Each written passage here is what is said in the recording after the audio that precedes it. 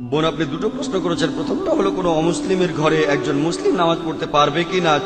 যদি সেই ঘরে কোনো সমস্যা না থাকে, যদি আপনার সামনে কোনো মূর্তি না থাকে, যদি আপনার নামাজ পড়ার জায়গাটা পরিষ্কার থাকে, আপনি তাহলে নামাজ পড়তে পারেন। আমাদের প্রিয় নবী মুহাম্মদ সাল্লাল্লাহু আলাইহি ওয়াসাল্লাম বলেছেন, এটা আছে সহিহ বুখারীতে প্রথম খণ্ড বুক অফ সালাত, যে পুরো পৃথিবী একটা মসজিদ বিশ্বাসীদের জন্য, যদি জায়গাটা পরিষ্কার থাকে আর ইসলামের কোনো নিয়ম ভাঙা না হয়, আপনি নামাজ পড়তে পারেন। এবারে প্রসাদের ব্যাপারে বলি।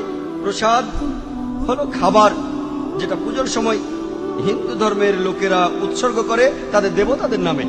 আল্লাহ পবিত্র কোরআনে সব মিলিয়ে 4টা আয়াতে বলেছেন। সূরা বাকারার 173 নম্বর আয়াতে আছে, সূরা মাইদার 3 নম্বর আয়াতে উল্লেখ আছে, সূরা আনামের 145 নম্বর আয়াতে আছে, আর সূরা নাহলের 115 নম্বর আয়াতে উল্লেখ আছে, حرمت عليكم الميتة والدم ولحم الخنزير وما أهل لغير الله به। তোমাদের জন্য যে খাদ্যগুলো হারাম, মৃত জন্তু, রক্ত, শূকরের মাংস এবং যেটা জবাই করার সময় আল্লাহ ছাড়া অন্য কারো নাম নেওয়া হয়। তাহলে প্রসাদ খাওয়াটা হারাম, প্রসাদ খাওয়ার অনুমতি নেই ইসলামে। তবে অনেক মুসলমান আছেন যারা কষ্ট দিতে চান না, তাদের অমুসলিম বন্ধুদের কষ্ট দিতে চান না তাই তারা কি করেন, কিছু মুসলমান বিসমিল্লাহ বলে খেয়ে ফেলেন। পরের দিন বিসমিল্লাহ বলে মদ খাবেন, বিসমিল্লাহ বলে শুকর খাবেন। যে খাবারে আল্লাহ ছাড়া অন্য দেবতার নাম নেওয়া হয়েছে সেটা ইসলামে হারাম।